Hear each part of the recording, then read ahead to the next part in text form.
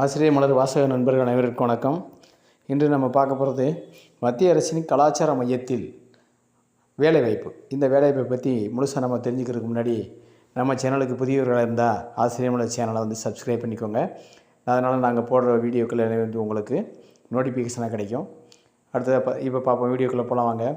அதாவது இந்த சிசிஆர்டி, அதாவது சென்ட்ரல் கவர்மெண்ட்டோட கல்ச்சுரல் ப்ரோக்ராம் சென்டர் இருக்குது. அந்த கலாச்சார மையம், பயிற்சி கொடுக்குற மையம் இது. அந்த மையத்தில் வேலைவாய்ப்பு அறிவிப்பு வந்திருக்கு. இந்த வேலைவாய்ப்பு மொத்தம் 22 போஸ்ட்டு சொல்லியிருக்காங்க. 22ல் clerk 6 post, accounts officer 4 post, data entry officer 2 post, accounts clerk 2 post, copy editor 2 post, video editor அது 1 போஸ்ட்டு, நிர்வாக அதிகாரி 1 போஸ்ட்டு. இதெல்லாம் சேர்த்து மொத்தம் 22 போஸ்ட் அறிவிச்சிருக்காங்க. இந்த 22 போஸ்ட்டுமே சென்ட்ரல் கவர்மெண்ட் ஸ்கீம், சென்ட்ரல் கவர்மெண்ட்டில் நிரந்தர போஸ்ட்டு, நிரந்தர அரசு வேலை. இது தொகுப்புதியமாக அந்த மாதிரி எதுவும் கிடையாது. இந்த சிசிஆர்டி டிபார்ட்மெண்ட்டில் எடுக்கக்கூடிய நிரந்தர வேலைவாய்ப்பு. இதே மாதிரி நிறையா வேலைவாய்ப்பு எடுத்துக்கிட்டு இருப்பாங்க. இதை நீங்கள் மேலே தெரிஞ்சுக்கணும்னா நம்ம உங்கள் வெப்சைட் நான் அட்ரஸ் லிங்க் கீழே கொடுக்குறேன், நோட்டிஃபிகேஷன் கொடுக்குறேன், அப்ளிகேஷன் ஃபார்மும் கொடுக்குறேன். நீங்கள் அதை பார்த்து தெரிஞ்சுக்கலாம். இதோட அடுத்து கல்வி தகுதி பார்த்திங்கன்னா இதுக்கு டிகிரி, டிப்ளமோ 2 விதமாக கொடுத்துருக்காங்க. ஒவ்வொன்றுக்கும் ஒரு விஷயம் பிரித்து வச்சுருக்காங்க. அதே மாதிரி ஏஜ் லிமிட் பார்த்திங்கன்னா அக்கௌண்ட்ஸ் ஆஃபீஸரும் நிர்வாக அதிகாரிக்கும் 35 வயசு, அக்கௌண்ட்ஸ் ஆஃபீஸருக்கும் நிர்வாக அதிகாரிக்கும். மற்ற போஸ்ட்டுகள் எல்லாமே 30 வயசு, ஏஜ் 30 தான். இது என்றைக்கு வேணுமா 28/10 இந்த ஏஜ் இருந்தால் போதுமானது. அதுக்கு முன்னாடி கம்மியாக இருக்கலாம், கூட இருக்கலாம். 22/10 24 வருஷத்தில் இந்த ஏஜ் கரெக்டாக இருக்கணும். இது இருந்துச்சுன்னா இந்த கல்விக்கு, இந்த கல்வி தகுதியோடு இருந்தால் இந்த வேலைக்கு நீங்கள் அப்ளை பண்ணலாம். அப்ளை பண்ணும்போது நீங்கள் எல்லா சர்டிஃபிகேட்டு எல்லாத்தையும் கையில் எடுத்து வச்சுக்கணும். அதே மாதிரி இந்த நோட்டிஃபிகேஷனை ஒரு முறைக்கு 2 முறை நல்லா படித்து பார்க்கணும். ஒரு 4 தடவை கூட நீங்கள் படித்து பார்க்கலாம். நான் ஓரலாக சொல்லிடுறேன், நீங்கள் படித்து முழுசாக பார்த்துட்டு அப்ளை பண்ணுங்கள். அடுத்து இது எப்படி தேர்ச்சி எடுக்கிறாங்கன்னா, தேர்வு முறை எப்படி இருக்குன்னா நேர்முகத் தேர்வு முறையில் தான் தேர்வு பண்ணுறாங்க போல். அடுத்து விண்ணப்பிக்கும் முறை ஆன்லைனில் தான் ஆன்லைனில் அப்ளிகேஷனை ஃபுல்லப் பண்ணி நீங்கள் அனுப்பணும். அதே மாதிரி விண்ணப்ப கட்டணம் 500 ரூபா. அதில் எஸ்சி எஸ்டி மாற்றுத்திறனாளி பெண்களுக்கு கூட கிடையாது, எஸ்சி எஸ்டி மட்டும்தான். எஸ்சி எஸ்டி மாற்றுத்திறனாளிக்கு மட்டும்தான் 250 ரூபா இருக்குது. அதாவது விண்ணப்ப கட்டணம் 500 ரூபாயிலேருந்து பாதியாக குறைச்சி 250 ரூபா இருக்குது.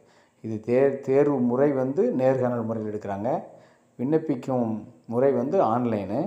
அதாவது எப்படி அதை பூர்த்தி செஞ்சு ஆன்லைனில் நீங்கள் பூர்த்தி செஞ்சு அனுப்பினாலே போதுமானது. ஒரு சில நேரங்கள் அதை பிரிண்ட் அவுட் எடுத்து நீங்கள் ஃபார்ம் ஃபில் பண்ணுற மாதிரி இருக்கும். ஆன்லைனில் எடுத்து ஃபார்ம் ஃபில் பண்ணி நீங்கள் அனுப்புகிற மாதிரி இருக்கும். அப்படி அனுப்பணும். அப்படி அனுப்பும்போது நீங்கள் அந்த ஃபார்மை ஃபுல் டீட்டெயிலாக நீங்கள் படித்து பார்த்துக்குறோம். நான் டிப்ஸு இதில் டிஸ்கிரிப்ஷனில் கொடுக்குறேன், நீங்கள் எதாவது பார்த்துக்கோங்க. அதே மாதிரி இந்த ஃபார்ம் நிரப்பும்போது குவாலிஃபிகேஷனையும் கரெக்டாக வச்சுக்கோங்க. சர்டிஃபிகேட்டு, மார்க் ஷீட்டு எல்லாம் இது போட்டு வச்சுக்கோங்க. இதே மாதிரி இது என்ன அட்ரஸில் இது இருக்குன்னா, director CCRT, flat number 15A, sector 7, Dwarka, New Delhi 110075. இந்த நம்பர் அட்ரஸ்க்கு நீங்கள் அனுப்பணும். கடைசி தேதி 28/10/24. 28/10/24 இந்த தேதியில் தான் உங்கள் ஏஜ் கன்ஃபார்ம் பண்ணுறாங்க. கரெக்டாக இருக்கான்னு நீங்கள் ஃபில் பார்த்துக்கிட்டு நீங்கள் ஃபில் பண்ணணும். அந்த ஏஜ் அதுக்கு மீறி தாண்டிடுச்சுன்னா நீங்கள் அதை எலிஜிபிள் கிடையாது. நீங்கள் அதை கவனமாக பார்த்துக்கிறணும். அதே மாதிரி இந்த அப்ளிகேஷன் ஃபார்மில் ஃபோட்டோ ஒட்டணும். நான் அதை உங்களுக்கு இதில் போட்டு காட்டுறேன். ஃபோட்டோ ஒட்டணும், நேமு இதெல்லாம் எழுதணும். அதே மாதிரி ஏற்கனவே ஒர்க் பண்ணிகிட்டு இருந்தீங்கன்னா அது எந்த டிபார்ட்மெண்ட்டு, அது எப்போ அப்பாயின்மெண்ட்டு, அந்த டீட்டெயில்ஸை நீங்கள் இதில் கொடுக்க வேண்டியது இருக்கும். அதே மாதிரி இந்த 22 போஸ்ட்டு பிசி கிரேடு சொல்லியிருக்காங்க. அடுத்து இந்த நம்ம வெப்சைட்டில் போய் ஜாப் நோட்டிஃபிகேஷனை பார்க்குறோம். இதில் பார்த்தீங்கன்னா மிஷன் மோடுன்னு கொடுத்து ரிக்யூர்மெண்ட்டாக போட்டிருக்காங்க. எல்லாத்தையுமே சிசிஆர்டி அப்படி போஸ்ட்டு பிசின்னு சொல்லி கொடுத்துருக்காங்கல்ல. அதில் நாம் என்ன செய்யணும்னா இந்த ஃபார்மை நோட்டிஃபிகேஷனை டவுன்லோட் பண்ணி பார்த்துக்கிறணும். அதுக்கு கீழே இருக்கக்கூடிய அப்ளிகேஷன் ஃபார்மை டவுன்லோட் பண்ணணும். டவுன்லோட் பண்ணால் இந்த மாதிரி வருது. இதில் போஸ்ட் அப்ளைட் ஃபார் அப்படின்னு வருது. அப்படின்னா நீங்கள் எந்த போஸ்ட்டுக்கு அப்ளை பண்ண போகிறீங்க, அதில் நிறையா போஸ்ட் இருக்குது, 22 போஸ்ட் இருக்குது. அந்த 22ல் உங்களுக்கு என்ன குவாலிஃபிகேஷன் வச்சுருக்கீங்களோ அதுக்கு தகுந்த போஸ்ட்டுக்கு பார்த்துக்கிட்டு அந்த போஸ்ட்டோட நேமை மேலே எழுதணும். ரைட் ஹேண்ட் சைடில் ஃபோட்டோ ஒட்டணும். அது பக்கம் அதே மாதிரி இந்த பக்கம் பார்த்திங்கன்னா நேம் எழுதணும். நேமு அப்புறம் ஒவ்வொரு இன்ஸ்ட்ரக்ஷனாக கரெக்டாக கேட்டுகிட்டே வராங்க. அதாவது குவாலிஃபிகேஷனு, அப்புறம் அட்ரஸ்ஸு, மொபைல் நம்பர்லாம் இதில் பார்த்தீங்கன்னா 2 கேட்குறாங்க. ஒவ்வொன்றுக்கும் 2 மொபைல் நம்பர் கேட்குறாங்க, 2 இமெயில் ஐடி கேட்குறாங்க. அது நல்லா டீட்டெயிலாக நீங்கள் படிச்சுக்கணும். ஒவ்வொன்றையும் படித்து பார்த்துட்டு கரெக்டாக நீங்கள் அப்ளை பண்ணுங்கள். வந்து பென்சில்ட்டு ஃபார்மை ஃபில் பண்ணுங்கள். அதுக்கப்புறமா அது கரெக்டாக இருந்துச்சுன்னா நீங்கள் பேனை வச்சு ஃபார்மை ஃபில் பண்ணலாம். டீட்டெயில்ஸ் எல்லாமே கொடுத்துருக்காங்க பாருங்கள். அதாவது என்ன எல்லாம் நேமுலேருந்து ஃபஸ்ட்டு நேமு, ஃபாதரு இல்லைன்னா கார்டியனு, லேடிஸாக இருந்தால் ஹஸ்பண்ட் நேமு, இப்படி வரிசையாக நீங்கள் எழுதணும். அதே மாதிரி அட்ரஸ்ஸு, பெர்மனெண்ட் அட்ரஸ்ஸு, அந்த டீட்டெயில்ஸ் கரெக்டாக எழுதிடணும். நீங்கள் 2 அட்ரஸ் கேட்டிருப்பாங்க. தொடர்புக்கு ஒரு அட்ரஸும் பெர்மனெண்ட் அட்ரஸ் ஒன்றும். நீங்கள் 2யுமே ஒரே அட்ரஸை போடுங்க. அதான் உங்களுக்கு ஈஸியாக இருக்கும். அதுக்கடுத்து பார்த்தீங்கன்னா இப்போ ப்ரெசன்ட் எம்ப்ளாய்மெண்ட்டாக நீங்கள் இருந்தீங்கன்னா அந்த 2வது காலத்தில் நீங்கள் ஃபில் பண்ணணும். இல்லைன்னா நீங்கள் அதை விட்டுறலாம். இருந்தால் நீங்கள் எந்த டிபார்ட்மெண்ட்டில் இருக்கீங்க, என்ன ஏதுன்னு அந்த டீட்டெயில்ஸ் நீங்கள் எழுதணும். அது உங்களுக்கு தேவை இருக்காது பெரும்பாலும். அப்படி இருக்கிறவங்க அந்த எம்ப்ளாய்மெண்ட்டோட டீட்டெயில்ஸ் அப்புறம் நீங்கள் தரவாக எழுதணும்.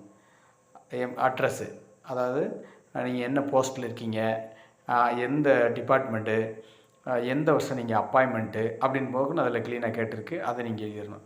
அடுத்தது மூணாவது பார்த்தீங்கன்னா குவாலிஃபிகேஷன், எஜுகேஷன் குவாலிஃபிகேஷன் எழுதணும். நீங்கள் அது எழுதும்போது எப்படி தரணும்னா நீங்கள் ஹையஸ்ட்டு போஸ்ட்டில் இருந்து எஸ்எஸ்எல்சி வரைக்கும் கீழே எழுதணும். நீங்கள் டிகிரியோ அல்லது பிஹெச்டி முடிச்சிருந்தா கூட மேலே பிஹெச்டி, அதுக்கப்புறம் பிஜி, அதுக்கப்புறம் யூஜி, அதுக்கப்புறம் 12th, அதுக்கப்புறம் 10th, இப்படி நீங்கள் எழுதணும். ஒவ்வொன்றுக்கும் பெர்சன்டேஜ் எழுதணும், மார்க் எழுதணும். எந்த காலம், எந்த வருஷத்துலேருந்து எந்த வருஷம் படித்தீங்க, எந்த யூனிவர்சிட்டி, எந்த டிபார்ட்மெண்ட்டு அப்படின்றத நீங்கள் எழுதிடணும். கண்டிப்பாக எல்லா அதுக்கும் எழுதிடணும். ஃபுல்லாக எழுதி முடிச்சுட்டு நீங்கள் அதாவது அது காலம் கொடுத்துருக்காங்க. மொத்தம் 5 காலம் கொடுத்துருக்காங்க. நீங்கள் 5 காலத்தில் பிஹெச்டிலேருந்து இல்லை பிஹெச்டி, பிஜி, யூஜி, டிப்ளமோ இருந்தால் டிப்ளமோ, 12th, அப்புறம் 10th நீங்கள் அப்படி எழுதிக்கிறலாம். அது முடிச்சுட்டு நீங்கள் அது இல்லை, நீங்கள் எனக்கு பிஹெச்டி இல்லைனாலும் பிரச்சனை இல்லை. உங்களுக்கு எது ஹையரோ அதிலேருந்து எழுதணும். இதுதான் மேட்ரு. இப்போ நீங்கள் எழுதிக்கிட்டிங்கன்னா எழுதிட்டு ஃபில் பண்ணிடணும் ஃபார்மை. அதுக்கடுத்தது டீட்டெயில்ஸ் ஆஃப் எம்ப்ளாயர், நீங்கள் எம்ப்ளாய்மெண்ட்டில் நீங்கள் எப்படி பதிஞ்சிருக்கீங்க அந்த டீட்டெயில்ஸை நீங்கள் எழுதணும். அதை எழுதி முடிச்சுட்டு ஃபார்மை ஃபில் பண்ணி முடிச்சுட்டு அனுப்பிடலாம். மேலும் இந்த வேலை வெப்சைட்டில் உங்களுக்கு ஏதாவது சந்தேகம் ஏற்பட்டால் கமெண்ட் பண்ணுங்கள், நான் உங்களுக்கு பதிலளிக்கிறேன். அதே மாதிரி அப்ளிகேஷன் ஃபார்மு, ஜாப் நோட்டிஃபிகேஷன், இதெல்லாமே நான் டிஸ்கிரிப்ஷனில் கொடுத்துருக்கேன். அதில் ஏதாவது சந்தேகம் ஏற்பட்டாலும் நீங்கள் கமெண்ட்டில் தெரிவிங்க, நான் உங்களுக்கு பதிலளிக்கிறேன். அதே மாதிரி இந்த வீடியோ உங்களுக்கு இந்த டிபார்ட்மெண்ட் சிசிஆர்டி பற்றி நீங்கள் ஃபுல்லாக தெரிஞ்சுக்கிறனா அந்த லிங்க்கும் நான் உங்களுக்கு கொடுத்துறேன். சிசிஆர்டியோட வெப்சைட் லிங்க்கு, அதை பற்றி நீங்கள் ஃபுல்லாக தெரிஞ்சுக்கோங்க. தெரிஞ்சுக்கிட்டு ஃபார்மை ஏற்கனவே ஞாபகம் வச்ச மாதிரி 4 தடவை படித்து பார்த்துக்கோங்க. ஃபார்மை ஃபுல் பண்ணிக்கோங்க. ஜெராக்ஸ் ஒன்று எடுத்து பார்த்து கையில் வச்சுக்கோங்க. அதுக்கப்புறம் அனுப்புங்க. இந்த வீடியோ உங்களுக்கு பிடிச்சிருந்தால் சப்ஸ்கிரைப் பண்ணுங்கள், நண்பர்களுக்கும் ஷேர் பண்ணுங்கள். வாழ்த்துக்கள். வேலைவாய்ப்பு பெற வாழ்த்துக்கள். தேங்க்யூ.